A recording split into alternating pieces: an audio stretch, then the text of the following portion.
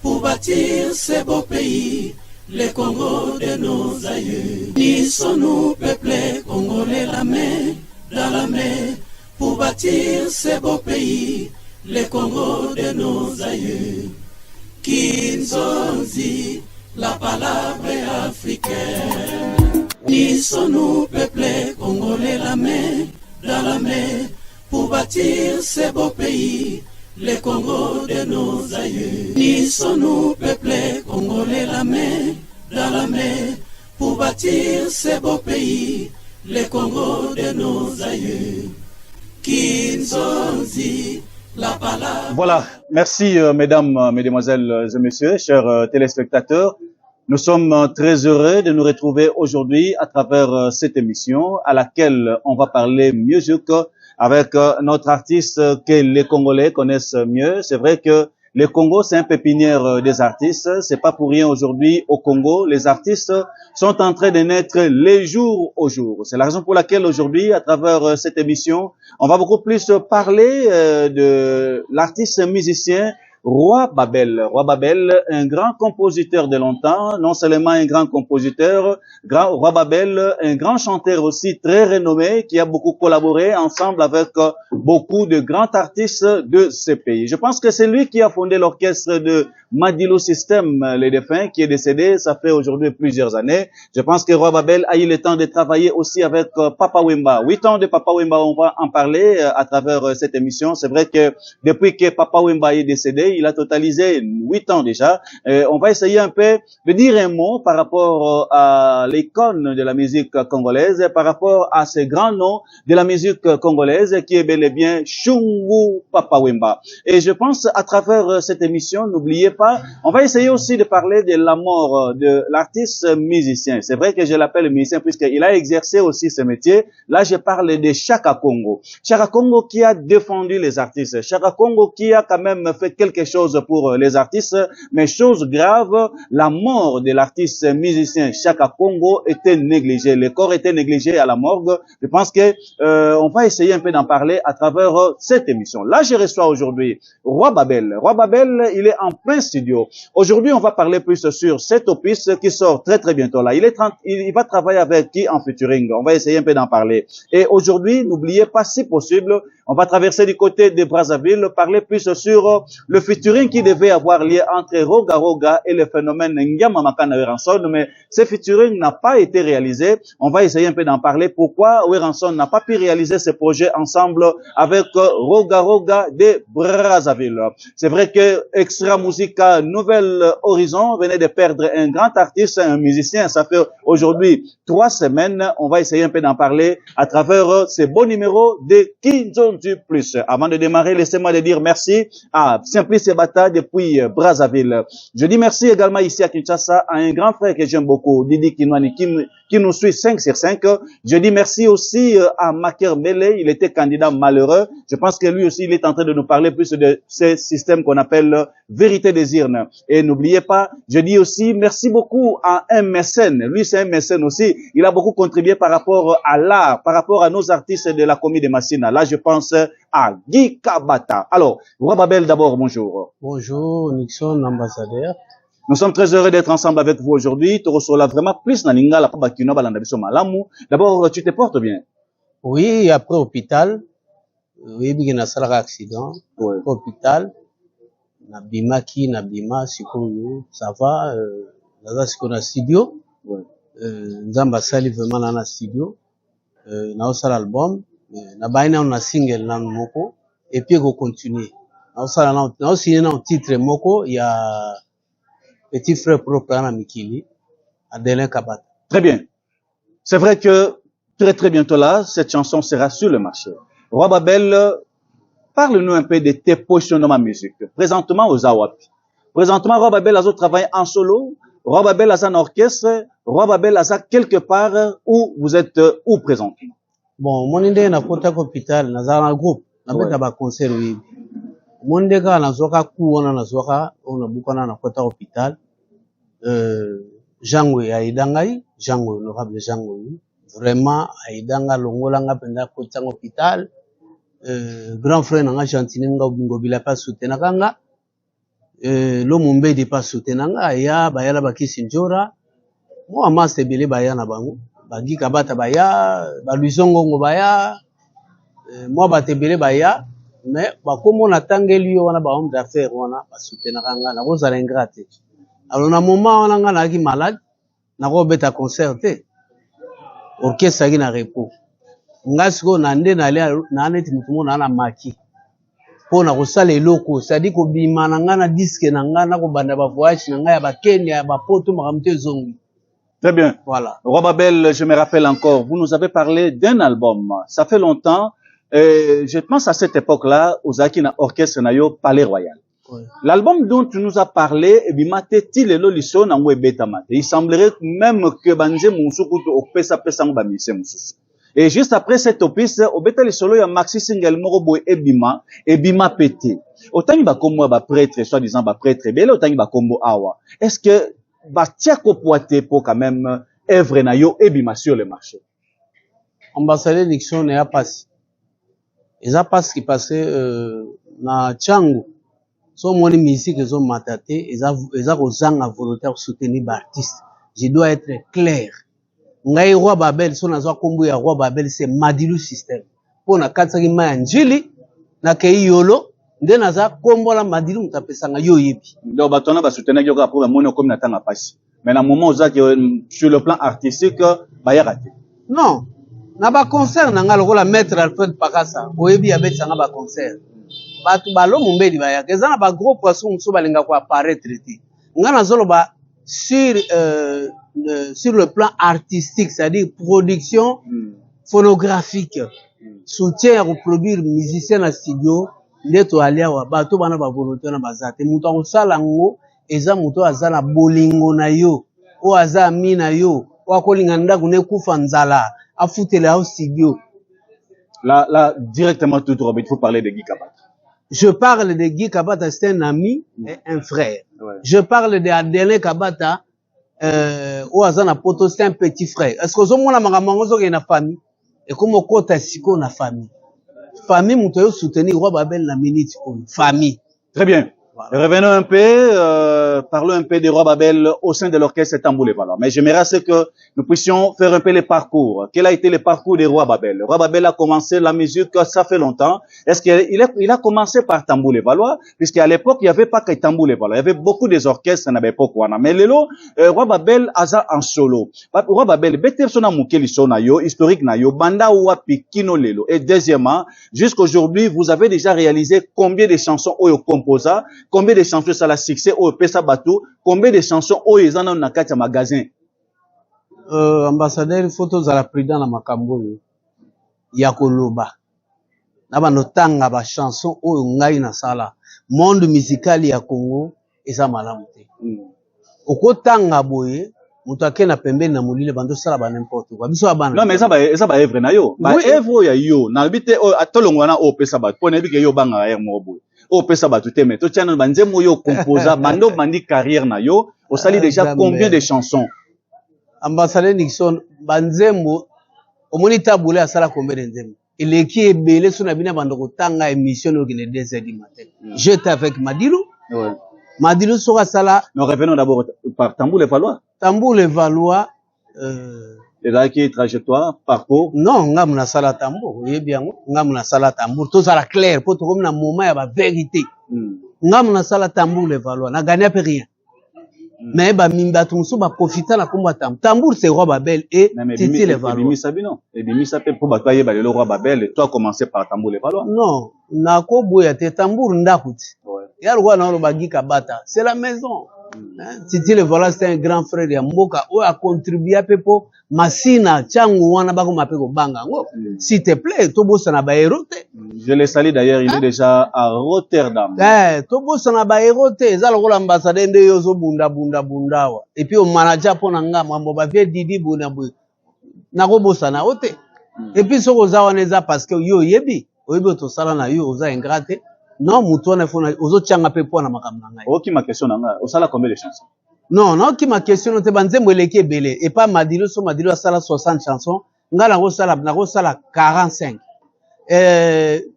Obosani ko tanga kombo ya Mamu National. Tchalamwana, la défunte Tchalamwana. Artiste ya suka oyo akufi na maboko na nga Roi Babel.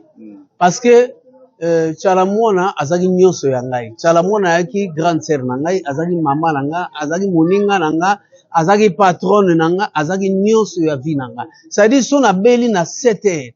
Na 7h 2 minutes solution bimi. Donc Tchalamwana ndenga kenda yango zo mona R moko bon. Makambo za kobeba. Makambo elalaki mais na minute telemi parce que ba grand zoko ba ye. Très bien. Toujours en Tambour les Valois. Oui. Roi Babel au sein de l'orchestre Tambour les Valois, vous avez signé, vous avez composé pas mal de chansons. Bellani, Mavanga. OK. Nalingi, naibike mungo ngako lelo pina ngana toyemba. Nga toyemba ngana opposé deuxième fois, yo opposé ténor. Le toyemba moi trop. Nalingi na kata Tambour les Valois, ba yebité. À l'époque wana, série wana, au composaka chanson moko bien que bimaka penza makasi te mais osala clip nango na banzi na kota la suri na roza na clip nango na balancer yango ezalaka mafanga yo que ça mo extrait moké ata pour 1 minute seulement ya mafanga mavanga mwana ya Zaire solution à problème nanga papa ezali na sourire na yo loba tali loba moko e molimo mwanga moko bika salelanga bipale kasi kopimelanga sourire na yote nebolinga nzembo. Très bien.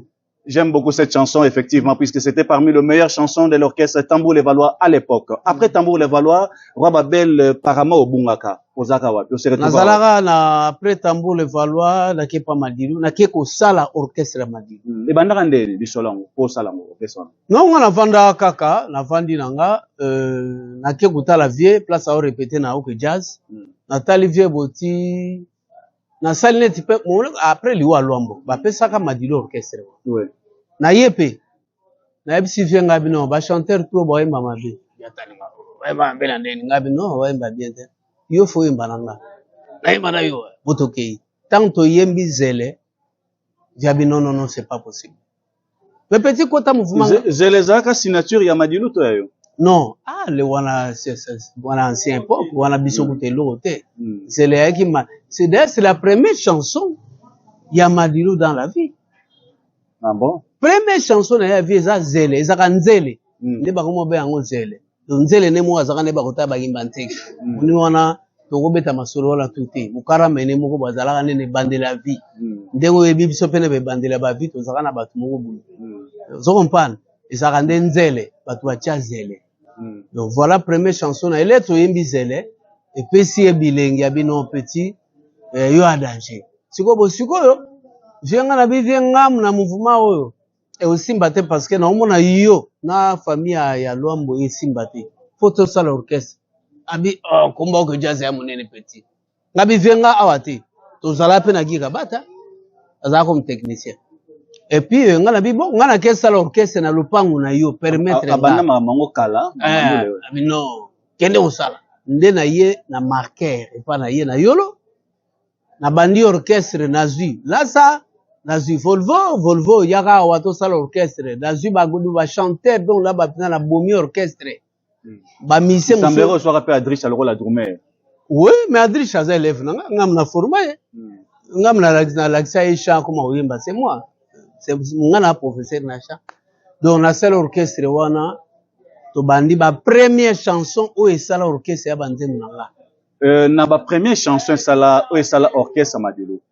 Quelle a été le meilleure chanson au signé à Karo Komaka na album Marie Moses toko yoka temo extrême ke po ine molimo yo baby yanga izoto pe motema mena tikali ya waselo posonga na leli nazali prêt mpona limbisa mabe o salanga Maria Moses refrain na moi d'indel ça fait longtemps Maria Moses pose mai salinga nani abikisanga déshydraté. Très bien. Je me rappelle encore à cette époque. Il y avait aussi Lassa Carlito que vous avez reçu. Vous me rappelez Lassa à l'époque. Oui, Lassa Carlito, Godard, Volvo, Doha Congo. faut les collégiens. Doua Congo qui se trouve présentement en Europe. Mon ami, oui. mon ami, c'est mon ami. Doua Congo, il y a une équipe Godard, lui chantait comme Madilou. Très bien. Au sein de l'orchestre Madilou, Madilou andima facilement te kokota na orchestre Madilou, koya na bino. Il semblerait. Dès le début, Oui. Madilou a fait un peu de doute. Madilou a un esprit, il y a ok jazz. Azo mon on dirait ba petona baza ba aventurier, ba petona ko simbate. Et ça la nini pour Madilou aya ko rejoindre bien orchestre, bokumbe la orchestre wana. Ambassadeur, oza ba vérité oyo koyoka ngo nulle part. Peut-être koyoka ngo pas Drisha, peut-être koyoka ngo pas ya Londa. Utakolo wa makambo za kaka wapo. Tango ngana bandi orchestre ya Madilou na ndaku na marqueur. Témoin orchestre wana c'est mère bia. Ona opesa imbote na musika na bane sika pe mère pe mana yo. Bazana Paris présent. Pe mana yo wana mère na ngai oyo tozobima ye na mutuka to tambola yebike mwana liboso ya Madilou ya musique yi. Tango na tie Shamita, na tie Fanta, na tie Marie Mozet, na tie patati patata. Bia zo yoka banzembo wana. Abi non papa Letis kokende répétition na bino te yoka mwana oyo azala mungongo wa danger et puis azala banzembo wa danger. Elonga na sepeli mingi banzembo. Tokombe bina 10 heures po biso to wita changu tokende yolo répétition na biso to bandangu na 9 heures. Tala volonté wana ngana zolongwa changu na biso yo na okende yolo répétition so banana 9 heures et puis à 9 heures juste to bandi répétition. Siko via ke na répétition 10 heures. Chambre ne place alala kana sima. Orge fenêtre wana biso to répétaka wana de chambre à via vandia yoka indusa. Ayoka penza ainsi va la vie mokili ezali se boye chami. Totikali se bande ko abi Bueno, abimi mbala moko dibo kata répétition. Di banzembo anani. Volvo abisi banzembo ababela. Abi no bandale lo komunerwa. Zasu babela pambate. Yoza roi. Dibo telema pona roi na biso. Pona roi na fanda na batu. Madilou ili boko makasi oui. Mais kopesa mutu valeur na ye apesanga. Apesanga ba valeur wana. Moni pe asona marga kenda ki wana ya tikela ngai. Premier fisco donc baloba le premier roi n'a jamais été prince. Très bien. Donc ki wana ye oui. Ki roi apesanga yango epesanga ba contrat na Kenya. Aloba betinga na opesola te. Mais kombo na pesio e ofula yo. Kombo wana ndezo esanga ba contrat na Jin sana pona mema na 2009 ba mission na ngato de Kenya. Très bien. Palais royal. Madilou système aye ko rejoindre bino na katia groupe. Bo démarrer orchestre. Et puis na somo wana Madilou azuba abengi ba mansani à Brazzaville ba contrat na ye pa ba sombi ensemble instrument bo bandi orchestre na Madilou. Subitement après quelques années Madilou système na ora babel ba bebani. Basukaka na robeba na te mais comment ti ba fingana. Je me rappelle encore j'étais à la base il y a ba guerre wana. J'ai reçu Madilou système. À Boma Roi Babel, j'ai reçu Roi Babel. À Boma Madilou système. Bobebana. Bobebana par rapport à quoi? Bobebana ka mokili mobimba bayoka eloko. Ngana zaka impolite. Lisumu nanga koyeba. Lisumu nanga koyemba danger na kokoma danger.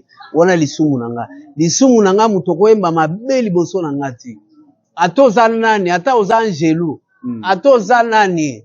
Ongala na kopsanga biboro wana osala ngofo démontrer nga na démontrer yango corrigea ti Kester na kotanga baze belé parce pas c'est ezate po akufa nga na corrigea ebele moyeto tanga te po mboko yo ekomi nango papa yo ebitenga na pesa cours na université ata boulay combien de ba chanteur amine bana mboko oyebi yango te na pesa cours na sena bangole après na Kenya eza ko komi komisa te to beba na vie na nga ninja na ndenga fote vie aza vie na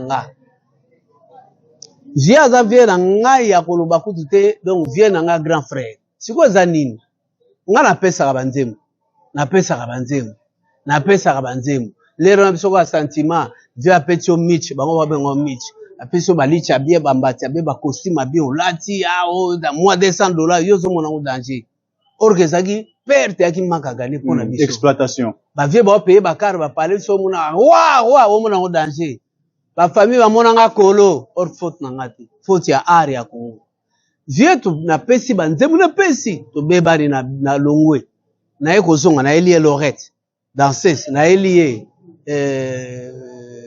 Zizi na elie maître chorégraphe Karibu na elie chanteur Freddy na elie Sami waza sikona saiko ngana bi vie bato na yeli yo bango baza danger to sala album ya ba musicien ngabi to sala album pour ba musicien pe bazwa moyen ba payer ba car sala honneur musicien nani akobisa madilu makamwa aparnga weto sala batie banzemu ndenga na yeko tsa nzemu nanga mise ya diamant o daembela vie didi so akansaka nzemu onezaka ya madilu nazo biso en face visa lisumu oneza péché eza nzemu ya madilu te nzemu nanga okotuna partout na ba misa madilu même na Pascal na quartier na Tambour ba ya nzemu nanga na yembela yo ya nzemu ave madilu te na oka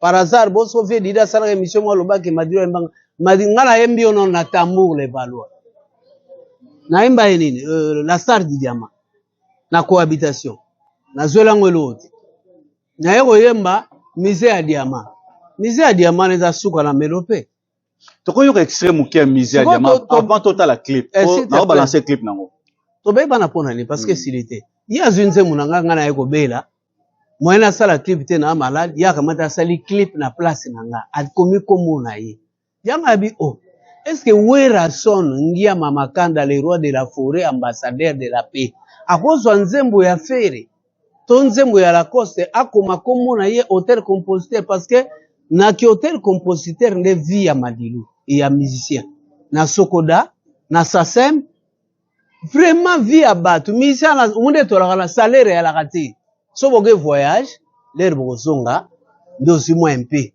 na ba mama tolo na yo o sera nga chala za benga bi mantol so comprendre chalo ça zo benga mantol c'est-à-dire musicien ba futaka eti musicien za salaire ne za voyage bandule moi un peu impose mais salaire ne ba fonctionner ba zo na ndule la rati alors tant on vit à ça les loko na nga vanda pale nga bi bien nazo boma ete na lo ba vérité vienga na pesi o Congo Marcel na nini na pesi Bruno Dika nzemu na ngai yo sala ngoso bongo finalement ngana manotambola ka makolo vie linga kuto sala bongo yo sikoyo Didi Kinwani abando tindela yo vie na nga Didi ota azana opese mboto vie déjà abando tindelo bali konda l'air wana vie Didi na Scorp na Luanda deux fois te soka bengi yo na 6h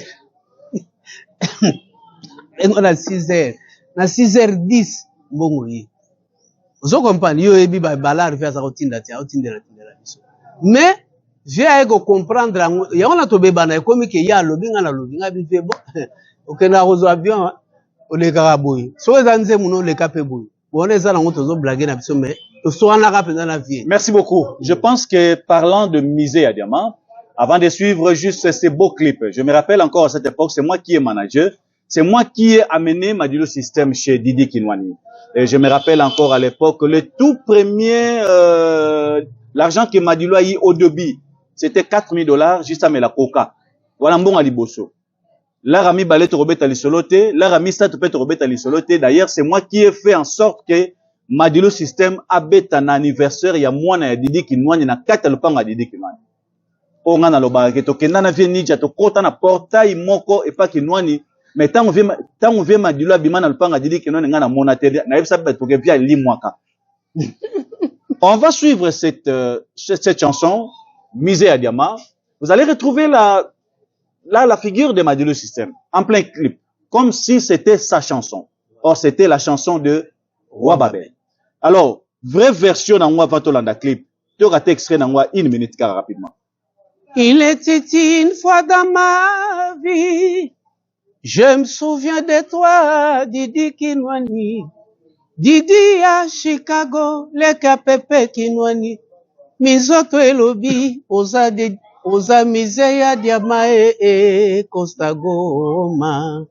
ino ilanga sikia kulia yangu Didi, Didi kinwani wa mapendo, Didi wangu wa mawazo, naza senayo. Très bien. Alors, on va repartir du côté de la régie. On va suivre Misé à Diamant avec Madilo System. Mais la chanson, c'était pour Roi Babel. Avant d'y arriver, je dis merci à tous les Congolais qui sont en train de nous suivre depuis Brazzaville. Là, je salue Madame Claudia Sassou, Maman Motema Malamouya, Brazzaville. Je salue le maire de Makelekele, Monsieur Morel, depuis Brazzaville. Sans pourtant oublier les patrons des patrons de Brazzaville, Monsieur Simplice Ebata. Ici à Kinshasa, tout celui qui veut à ce que Abimisaba Bacha Kitoko, Oignon Sozan a besoin à sa misala d'imprimerie à solo, Oignon Sozan a besoin de rapidité na misala, allez contacter la maison Les Ingénieurs. La maison Les Ingénieurs se situe juste sur l'avenue Mobutu, Angili, derrière la station Sainte-Thérèse. C'est parti avec Misé à Diamant, Madilou System, mais la chanson signée Roi Babel. Bon, on peut enchaîner, hein. Pour un service de qualité et très rocambolesque, contactez la maison Les Ingénieurs qui dispose d'une imprimerie de haute qualité sur tous les supports. T-shirt, Lacoste, chemise, varèse, casquette, pochette, téléphone, tasse, carte de visite et autres. Autre service, il y a la photocopie, photo passeport, plastification, scannage, conception affiche et invitation VIP comme en Europe. Il est vrai qu'au sein de la maison Les Ingénieurs, il y a beaucoup de services. Et bongo, pour Naba Oyo Balingi ko salisa misala ya babash, la maison Les Ingénieurs. Babombe libino service moko très rapide. Et la maison Les Ingénieurs, babo sanité, ba promoteur. Pour la misala ya ba école, contactez la maison Les Ingénieurs sur avenue Mobutu numéro 2461 au quartier 5 Njili, derrière station Sainte-Thérèse. Et pour plus de contacts, contactez la maison Les Ingénieurs au 089 670 74 53. Il y a solo pour avoir un bon service et surtout pour la qualité de travail moko très rocambolé. Contactez la maison Les Ingénieurs, surtout pour la rapidité, et je sais que vous ne serez pas dessus. Là, vous avez retrouvé encore Madilo System. Bon, en fait, par rapport à l'histoire, hein, Batumi Baye Barateke Madilo a vécu aussi à Kimbanseke. Il a beaucoup vécu à Tchango, pour Nabato Baye Bité. Et Roi Babel, après Gobé Bana Madilo, Roi Babel a Kei. A Kesa la Mbalamoko, Palais Royal. Mais Simbarate. Et selon les Samandé. Palais Royal et Simbara, on a bêta pe bandulo yebi. Bêta bandulo belé, na marché à liberté, na ba mama Fatou, na vice-gouverneur à Banque Centrale, Nelson Diambwana, na bêta bandoule. Mais ko bêta bandoule, il ngolo bate en wana vie. Il faut disque. Si vous montez au côté, sanga et au manager nse munanga azalaki. Ba o la ka. Et puis après, to tchagi na se, nde na yezo akopo wana ya okende Kenya, Jules Nsana ye ozwanga. Nde yango moni Palais Royal na kinda nango Kenya ba mise batikala ngala yaka Kenya na kande lisole betama ke ba mise batia poa mwana mona benda na kana e te ba te Jules Nsana zana Kenya bongo ser na mbila belle ba uti Kenya ba kina ndako wanani ba kina ndako mbila belle basali ba image ndako Jules Nsana non ndako mbia ya soliste na ngai Manzaka fils Manzaka oh nazo saluer chef d'orchestre na ba kina ndako na basali ba image makambo ebele baza posé na Kenya. Et d'ailleurs nga après makambo ba disque nango so isili obike des fois waza sauté ni ici munene to akide na Kenya ki des fois eza ngamu to na keno vanda sikona na Nairobi po na sala makambo na saponga na kanga ka benda Kenya mobimba ni bo mazo ita poto beta nanga basama ngwana bazoya ba mise bele bazo beta nanga na Kenya to kene ti ba Zambie ba Mombasa do na Kenya so komi na obika King Babel kuna benga kwata benga King donga bachanga tina ba pano Jules Nsana nozomona zomone Congolais mais soko na Kenya Très bien. N'oubliez pas, tout celui qui veut savourer, oh, nous avons besoin afin d'en esika moko ya malile, esika ya classe, esika oyo, ozo me la bière, ozo la mai, on dirait oza pembeni ya océan. Esika oyo ozo me la bière, mais bière en ozo bi, on dirait ozo me langa partie à Washington. Allez vite, c'est chez James. Chez James, eza espace oyo mis juste na rivière Njili, oza na rivière Njili, obaki miso na ngambo ya Njili. Mon espace moko VIP, oyo salami il y a pas longtemps avec le patron des patrons, monsieur James.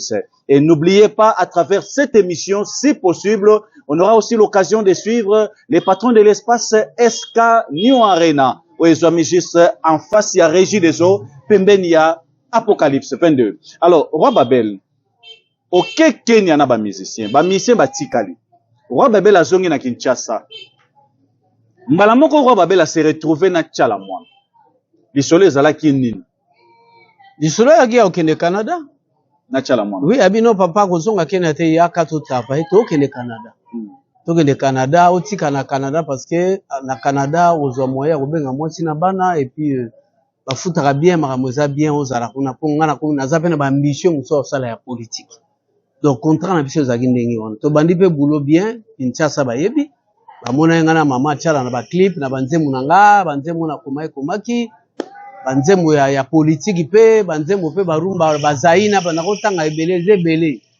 Donc to sala banzembo subitement to komi na moment moko boye sera pesa nga décompte final ya makambo po nazwa moi là ata avant to kende Canada na somba jeep na somba palais parce que misala to sala ki ya basasu na Braza nzembo to sala ki il fallait ba fute mbongo bien nzembo na komaki po na chef de l'état po na armée na biso nzembo wa FARDC ya nzemu nanga donc ya kibilo mobaya mba biso to so mbongo ya bien et puis to ngalo kwa na ki directeur artistique on a umeli na dépenser trop na mutu na banzembu fala futanga mbongo besi na banzembu nyoso pesa ka tchala mwana nzemu nini esala ka succès ya liboso ya bien penza o ebimisa la tu es mon amour tu es dans mon cœur tu es tout ce que j'ai rêvé quoi fait fort nanga mon dépasse nanga na bomba yo jalouse mana motema e sentiment nanga eza yo emona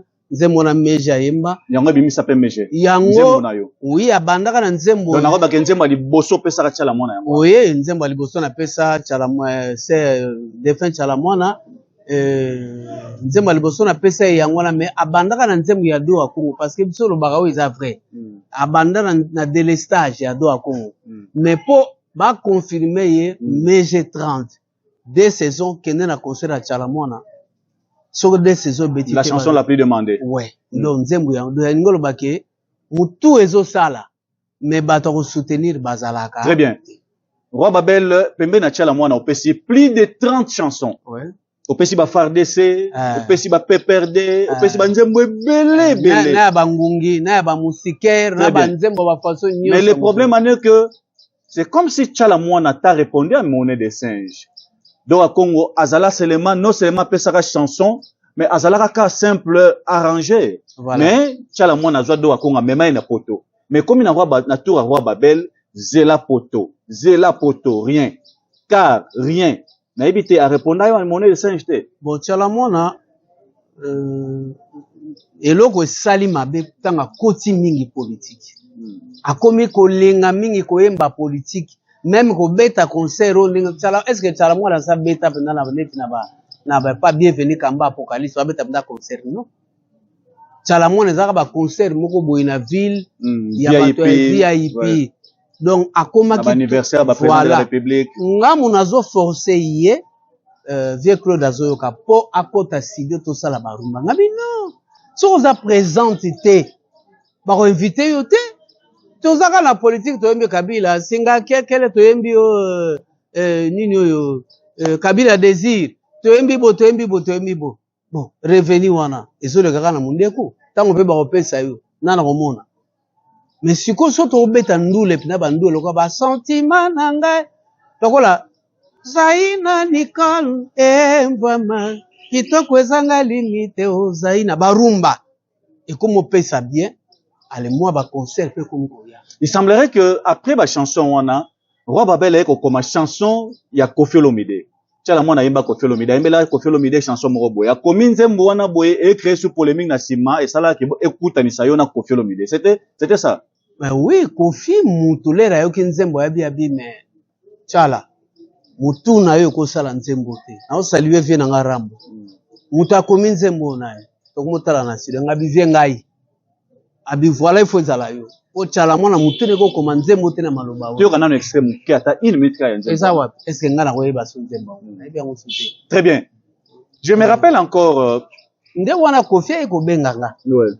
Nde Koffi benganga cheye. Atungisi chala mwana trop.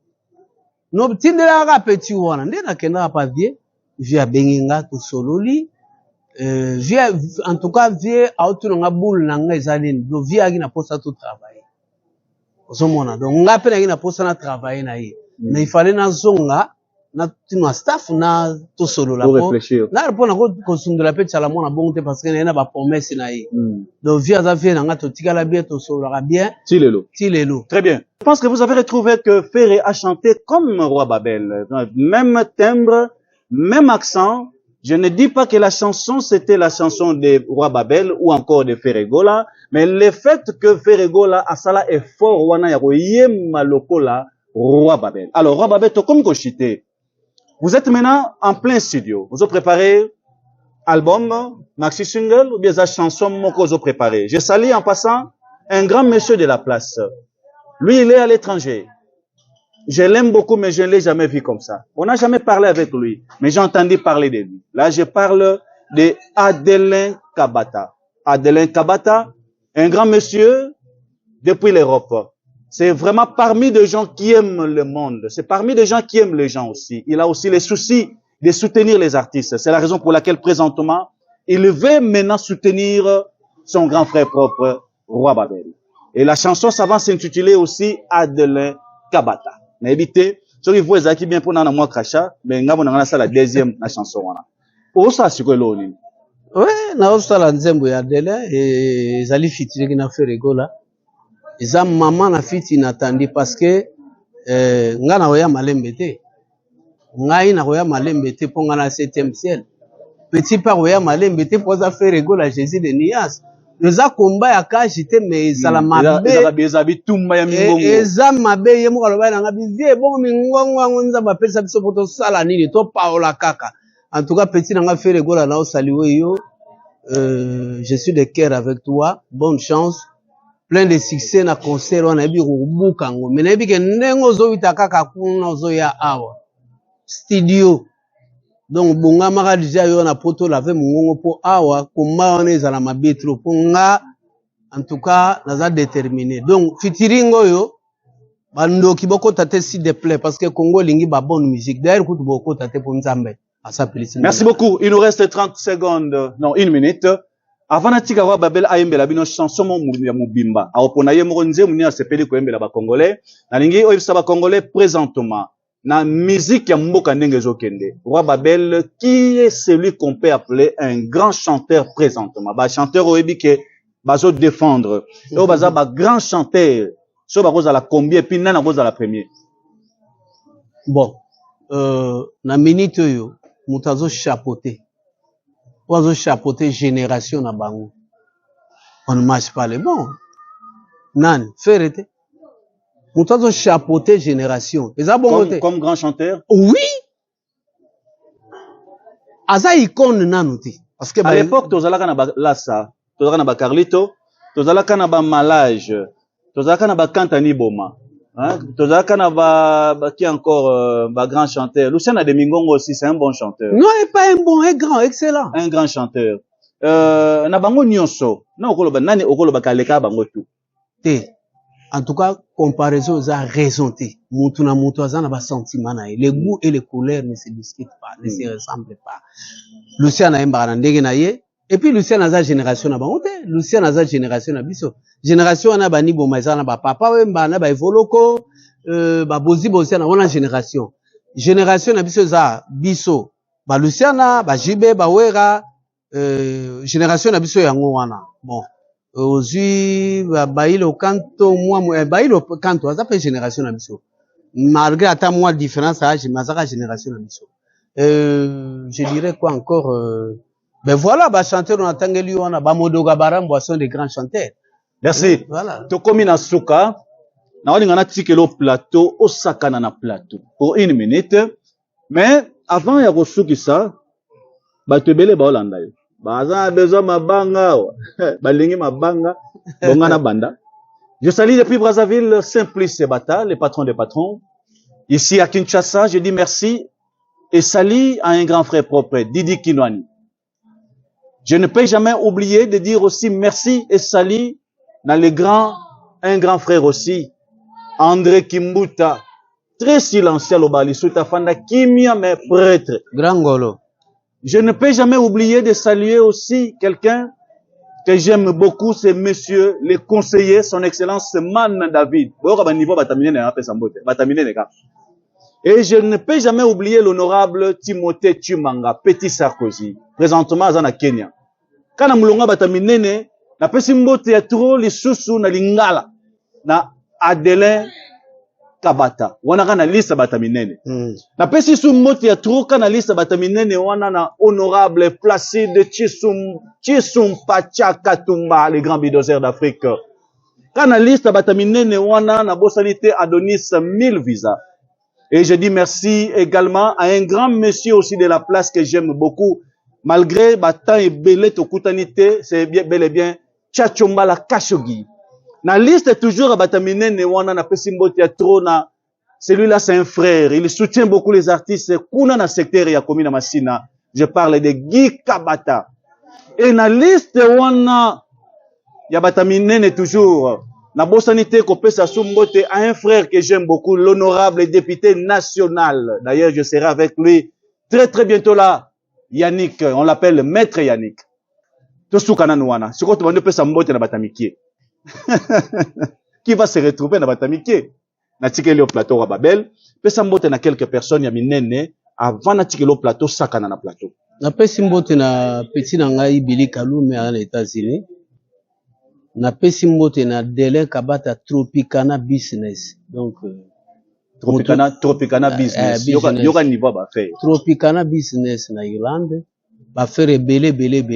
Donc, pour le moment, c'est lui le producteur. On va produire Nzembo. Banzembo, ça y est. Après, Simbote na Guy Kabata, mon ami et mon frère. Oazo soutenir Makambo, Simbi Mouvement, Simbi Mouvement. On avait Simbi Mouvement, Simbi Makambo. Pourquoi mon Nanzelo Robo, ça n'est pas mande Fatembe. Donc, Guy Kabata, 1000 présences. Robo, ça n'a raté 1000 présences. 1000 esprits aussi. 1000 esprits.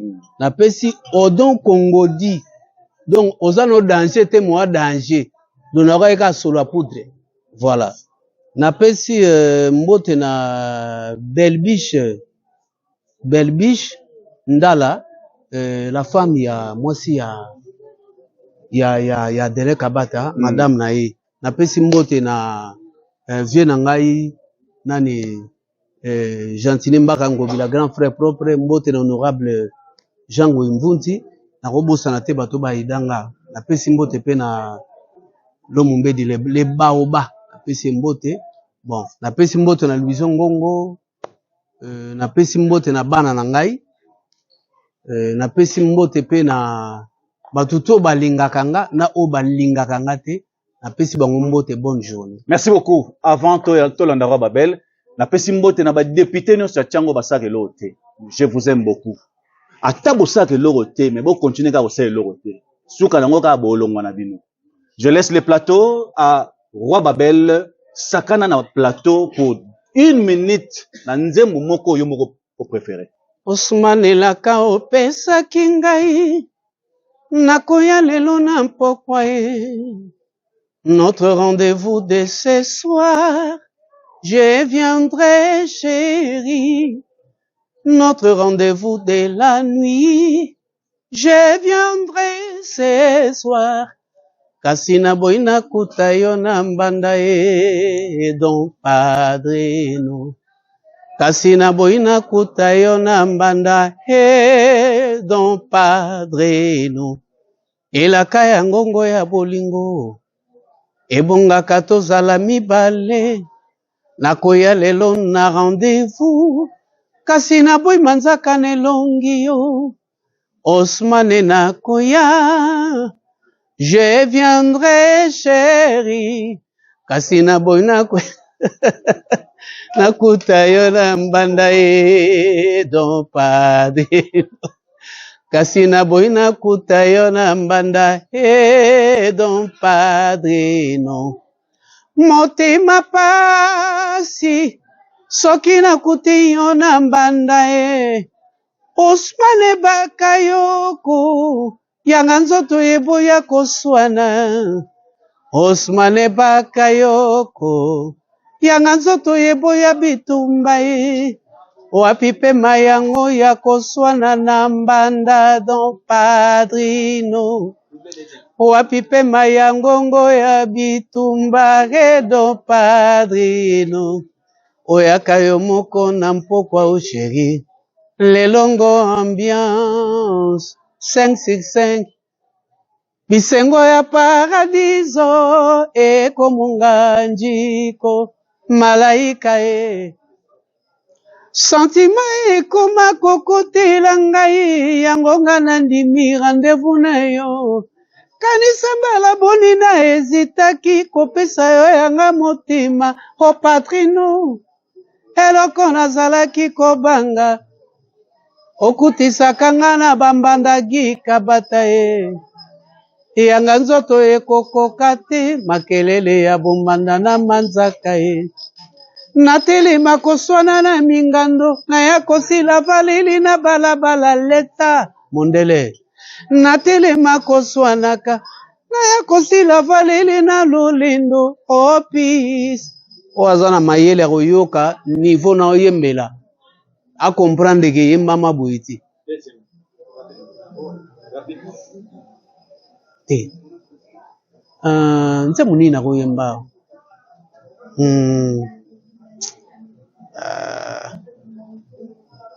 kozela te tongo etana po yo ndimanga bongo etuni makolo soki ya koya mpokwa yango ekokuya yo koumela eske ezali rendez-vous manke yoyo o mawa tango abomwana esi eleka boni yo badute na ngai mislo mosika na nga te aka totanela libanda mwa lisolo na litoyo loboko na yo nalipeka na nga babenga biso ata bankiliba mbanda alekinga na mbongo alekinga na mbongo asombi lopango atongi ndako na monga fula yambi yambi ambao bon on a fait moi accéléré ya veni boma vraiment merci vraiment muda oyemba boye neti sirène di maboko ezala na ngudu te tiango. Pour un service de qualité et très rocambolesque, contactez la maison Les Ingénieurs qui dispose d'une imprimerie de haute qualité sur tous les supports. T-shirt, Lacoste, chemise, varèse, casquette, pochette, téléphone, tasse, carte de visite et autres. Autre service, il y a la photocopie, photo passeport, plastification, scannage, conception affiche et invitation VIP comme en Europe. Il est vrai qu'au sein de la maison, Les Ingénieurs, il y a beaucoup de services. Et bongo, pour Naba Oyo Balingi, ko Salisa Misala ya Babash, la maison Les Ingénieurs. Bon, mais service moko très rapide. Et la maison Les Ingénieurs, Babo Sanité, ba promoteur. Pour la misala ya ba école, contactez la maison Les Ingénieurs sur avenue Mobutu numéro 2461 au quartier 5 Njili, derrière station Sainte-Thérèse. Et pour plus de contacts, contactez la maison Les Ingénieurs au 089 670 74 53. Il y a solo pour avoir un bon service et surtout pour la qualité de travail moko très rocambolé. contactez la maison Les Ingénieurs, surtout pour la rapidité, et je sais que vous ne serez pas dessus. Pour bâtir ce beau pays, le Congo de nos aïeux. Unissons-nous, peuple congolais, la main dans la main, pour bâtir ce beau pays, le Congo de nos aïeux. Kinzonzi, la palabre africaine. Unissons-nous, peuple congolais, la main dans la main, pour bâtir ce beau pays, le Congo de nos aïeux. Unissons-nous, peuple congolais, la main dans la main, pour bâtir ce beau pays, le Congo de nos aïeux. Kinzonzi, la palabre